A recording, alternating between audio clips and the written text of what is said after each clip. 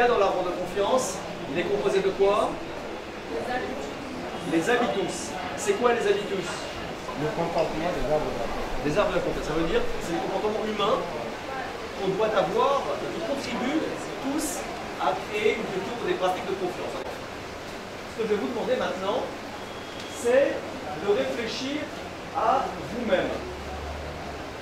Hein, pour l'instant, on a vu l'arbre, et hier vous avez réagi, vous avez partagé des expériences personnelles sur chacun de ces 7 habitus de confiance, c'est-à-dire ces 7 facteurs constitutifs de la confiance.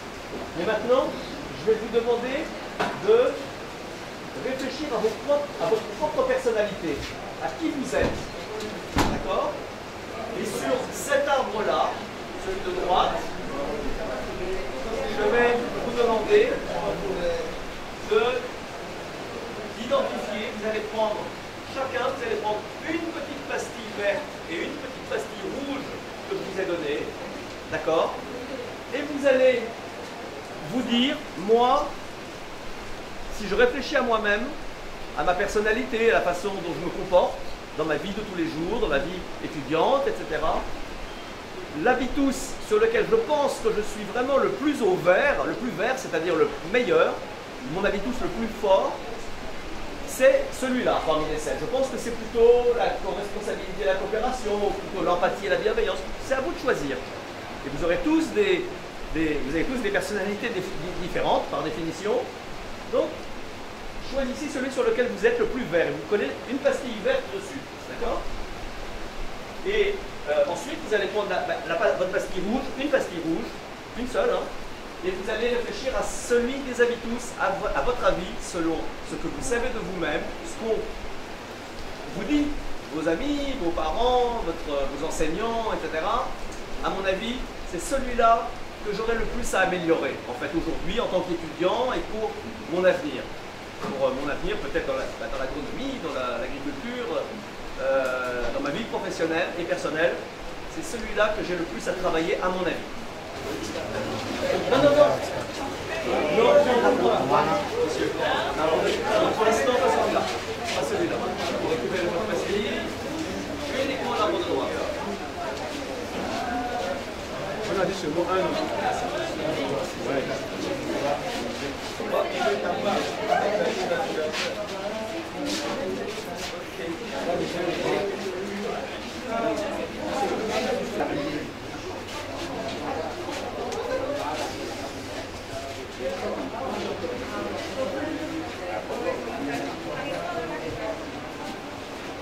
Qu'est-ce qu'on remarque par rapport à la couleur de cet arbre?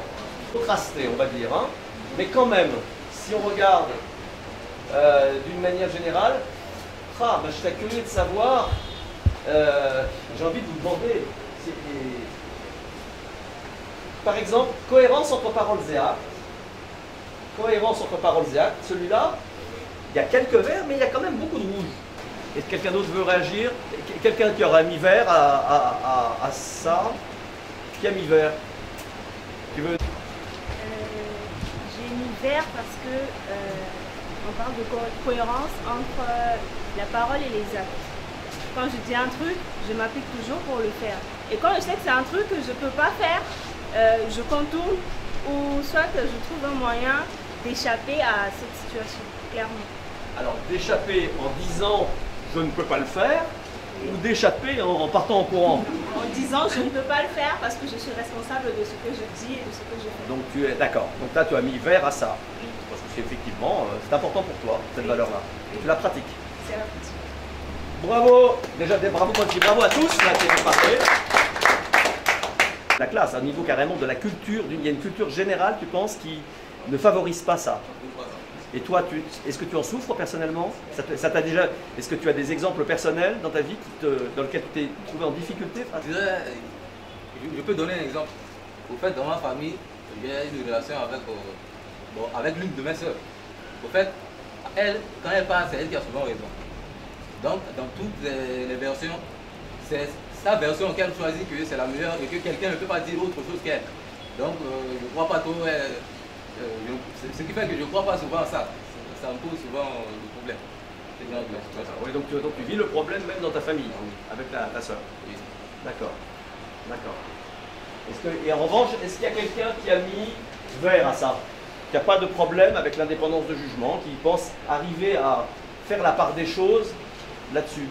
Ok, ce qui m'a poussé à mettre le vert au niveau de l'indépendance de jugement face au conflit, je pense que l'homme à seul, il ne peut pas. Il a besoin des contributions de d'autres personnes. Du coup, quand souvent je décide à seul, peut-être ça ne peut pas être une meilleure décision.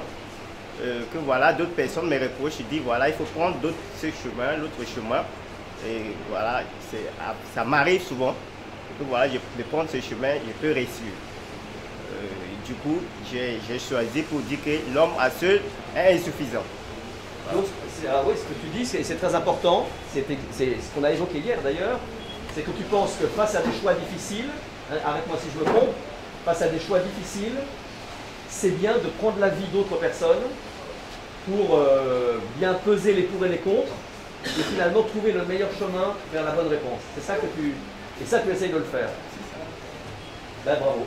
Bravo, moi je vous dis aussi encore à tous bravo. Vous pouvez vous applaudir. Vers à la co-responsabilité parce que quand on le veut ou non, on est co-responsable des autres. Déjà même dans la famille, quand tu as un petit frère ou une petite soeur, tu dois l'entretenir, la réveiller le matin, l'aider à aller à l'école et des trucs du genre quoi. Même avec la famille, tu es obligé d'aider ta maman, ton papa et prendre soin d'eux. Donc je pense que c'est déjà là une co-responsabilité. Et c'est pour ça que j'ai mis vert.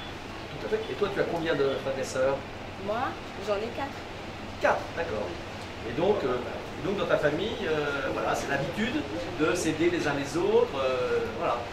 C'est ça. Et rouge parce que moi-même je me sens un peu difficile dans cette partie. Être co-responsable avec une personne, c'est ce qui m'est un peu difficile et je veux bien dans l'avenir m'efforcer à être co-responsable avec les autres.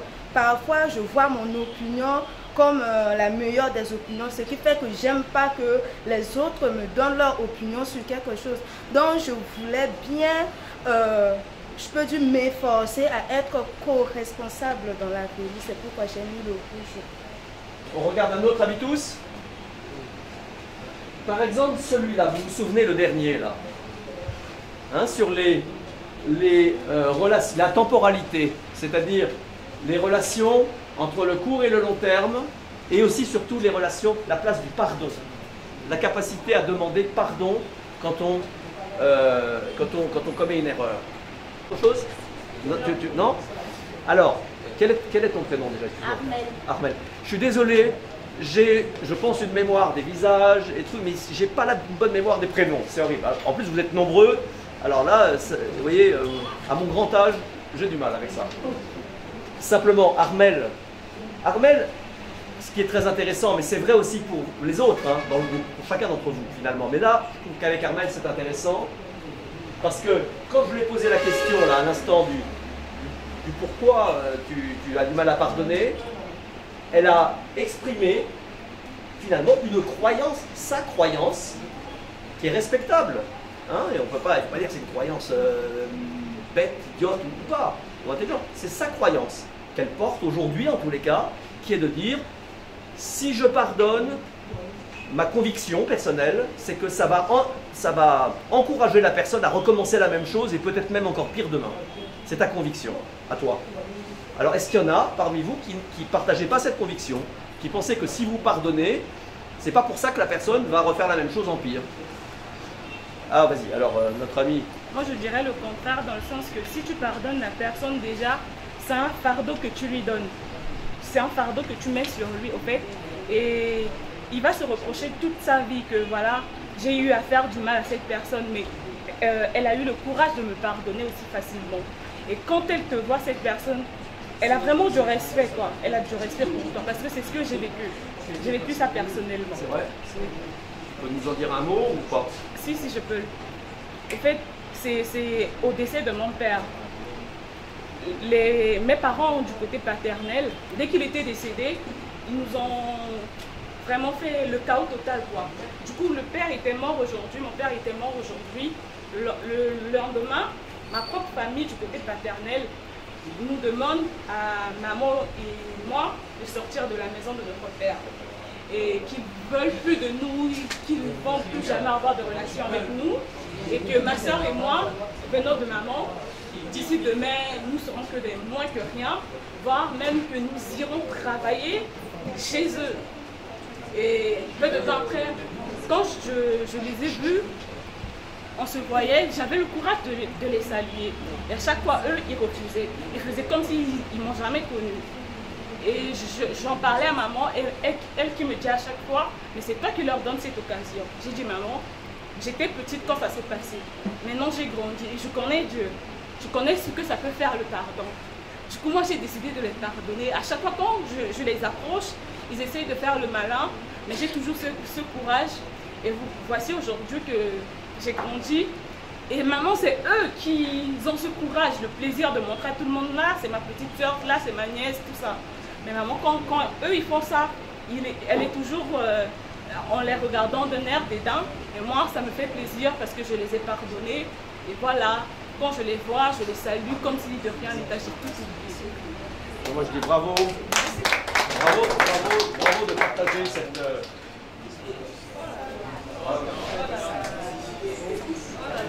Ah, tu as partagé une belle émotion. Une belle émotion, c'est bravo, je te félicite. C'est vraiment formidable d'avoir témoigné de choses aussi personnelles. C'est vraiment bien. Très bon. La métacognition, ça veut dire, c'est un mot de psychologie et d'éducation, on va dire, ça veut dire que tout à coup, vous avez la capacité à prendre de la distance par rapport à vous-même, comme à monter dans un hélicoptère et à vous regarder fonctionner. Là, vous êtes en train, vous voyez, c'est votre cerveau, ça, quelque part, à chacun et votre cœur. Tout à coup, vous prenez de la distance par rapport à vous-même et vous commencez à prendre conscience que sur ce point-là, je suis plutôt fort.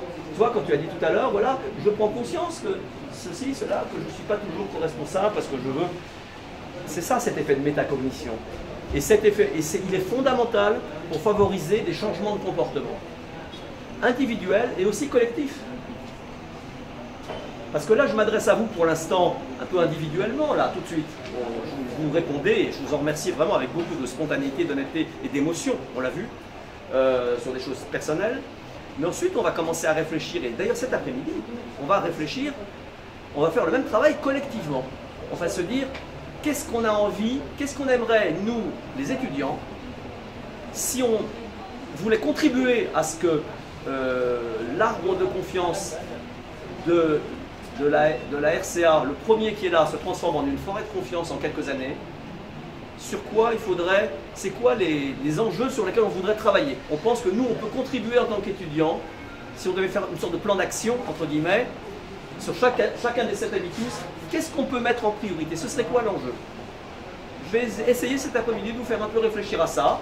Peut-être, comme vous êtes nombreux, on va peut-être faire 7 petits groupes, chacun selon vos préférences sur un habitus, et vous allez réfléchir à, tiens, qu'est-ce qu'on pourrait proposer comme priorité d'action pour nous engager collectivement en tant qu'étudiants, peut-être en termes d'action sociale aussi. Vous savez, ça a un lien certainement avec l'action sociale dont vous a parlé le Père Aubin, sur ce champ-là. D'accord? Oui, bonjour. Je peux me présenter. Moi, c'est mademoiselle Lassé Fatimé Gracia, étudiante à l'ISAC. Je peux dire que l'arbre de confiance est un arbre qui est constitué de 7 bulles. Si je dis bulles, ce sont les constituants de cet arbre. Donc, on a divisé l'arbre-ci en 7 parties. Donc, les 7 parties sont nécessaires pour former l'arbre de confiance. Et si je me donne le droit de vous dire un peu ce qui constitue ces 7 arbres, nous avons premièrement la confiance en soi. Donc, l'effet d'être responsable, d'être co-responsable, parce que si je parle de responsable et co-responsable, il y a vraiment une différence. Être responsable, c'est lorsque tu es à seul et que tu es à la responsabilité de plusieurs personnes, donc tu dois gérer les personnes sans leur demander leur avis. Alors que si tu es co-responsable avec les autres, c'est que tout ce que tu feras sera basé sur les autres, donc tu demanderas d'abord l'avis des autres pour pouvoir faire cette chose. Donc c'est là je peux dire la co-responsabilité. Donc on nous a parlé de la co-responsabilité. On nous a aussi parlé du fait qu'on doit se relever après un échec. On ne doit pas accepter que l'échec nous fasse annuler tout ce qu'on a. Parce que lorsqu'on ne prend pas une décision qui est là, qui peut nous aider par la suite, parce que tout ce que nous faisons est comme du risque, et si nous prenons ce risque et que par la suite nous avons un échec, nous ne devons pas nous arrêter là, nous devons nous relever et continuer. Si on a toutes ces choses dont je viens de citer ici, donc c'est un peu la deux parties de ce qu'on nous a montré, donc la co-responsabilité et ensuite encore ce que je viens de citer ici. Donc ces deux choses-là est vraiment nécessaire pour que l'arbre de confiance soit aussi basé en nous. Donc je pourrais dire en global, finalement, tout ce qu'on nous a appris, c'est que l'arbre de confiance est basé sur 7 choses. Si je peux me donner le droit de citer ces 7 choses, la co-responsabilité, l'empathie ou encore la bienveillance, la cohérence. Donc on doit être cohérent entre nous, l'acceptation de l'incertitude. Donc si on sait qu'on est incertain sur quelque chose, mais il vaut mieux essayer que de ne rien faire. Et aussi l'acceptation du droit à l'échec dont je venais tout de suite de souligner. Donc l'échec est humain et lorsqu'on le fait, on ne doit pas abandonner ses objectifs. La relation entre court terme et long terme, donc cette relation nous permet de savoir ce qu'on a aujourd'hui à faire et ce qu'on a à faire demain. Donc on essaie de faire en sorte que ces choses-là soient ensemble et qu'on voit les bons côtés des choses. Et pour finir, à la fin, je crois que c'est l'indépendance du jugement. Donc, on ne doit pas juger les autres, mais on doit faire confiance aux autres et voir ce qu'ils donneront comme résultat à la fin. Merci.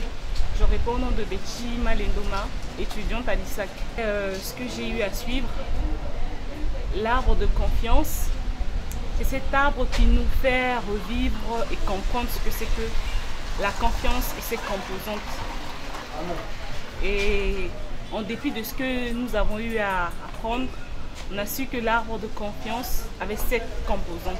Bon, si je dois aller en détail, dans l'arbre de confiance, on a eu à parler de la co-responsabilité. La co-responsabilité qui veut dire que en étant responsable de toi-même, tu es également responsable de ton prochain. Donc les responsabilités sont partagées. C'est d'où la notion de co-responsabilité.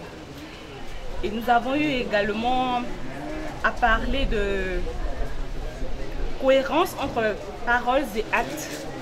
C'est-à-dire, il ne faut pas seulement parler, mais il faut prouver. Et prouver ce qu'on dit, c'est à travers nos actes.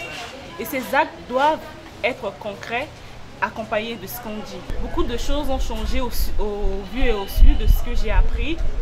Parce que durant la formation, moi personnellement, on nous a posé une question de savoir si je pouvais faire confiance à quelqu'un que je viens à peine de connaître ou je serais méfiante. Ma réponse était celle-ci. Je ne pouvais pas faire confiance à quelqu'un que je viens à peine de connaître. Alors, du long au large, après la formation, j'ai eu à comprendre qu'il faut faire confiance. Qu'il faut faire confiance à quelqu'un que tu viens à peine de connaître. Parce qu'en lui faisant confiance, c'est un défi que tu lui lances. Et en partant de cette confiance, cette personne aura également le courage de braver ses difficultés, ses limites, afin de ne pas décevoir la personne qui lui a placé la confiance. Oui, parce que ça m'a vraiment touchée. C'était dû à ce que l'autre avait dit que pour elle, c'était difficile de pardonner. Alors que moi, j'ai eu à comprendre que c'est mieux de pardonner. Et c'est ce qui est arrivé à mon cas. C'est ce qui est de mon cas, en fait. En pardonnant, tu te libères. Parce que dans la formation, on nous a dit le pardon, c'est une folie, mais une folie libératrice. C'est-à-dire qu'en pardonnant, tu te libères de tout. Parce que quand tu attends à ce que quelqu'un vienne d'abord te demander pardon, afin que tu lui pardonnes, c'est un peu difficile parce que tout le monde n'est pas capable, n'est pas prêt à demander pardon. Mais il va de soi que tu sois aussi capable de pardonner à celui qui t'a fait faute. Donc moi je trouve que le pardon est vraiment capital parce qu'en pardonnant tu te libères, tu revois la vie en rose, tu as le sourire que tu as perdu. Mais tant que tu ne pardonnes pas cette personne qui t'a fauté, tu garderas tous les mauvais souvenirs durant ta vie et ça va affecter ta vie. En Centrafrique, la notion d'arbre de confiance n'est pas respectée. Elle est plutôt bafouée. Et moi, j'implore mes frères centrafricains à braver le courage, à faire de leur mieux. Parce que, je ne sais pas, de là, ils ne savent pas ce que c'est que l'arbre de confiance. Mais si j'avais cette opportunité, et de là, je ferais de mon mieux de faire parvenir ce que c'est que l'arbre de confiance à mes proches pour que de bouche à oreille, nous savons ce que c'est que l'arbre de confiance parce qu'il est vraiment capital cet arbre de confiance. Merci à vous. Et moi c'est M. Lévy Guité Romaric. Je suis le délégué des étudiants de première année de l'ISAC. Merci. L'arbre de confiance, je dirais, d'après la formation, c'est un arbre qui est composé de 7 pièces d'opposol, dont chaque pièce d'opposol est composée des habitus, 1 ou 2, 3 habitus. Et cet habitus nous parle tous de la confiance.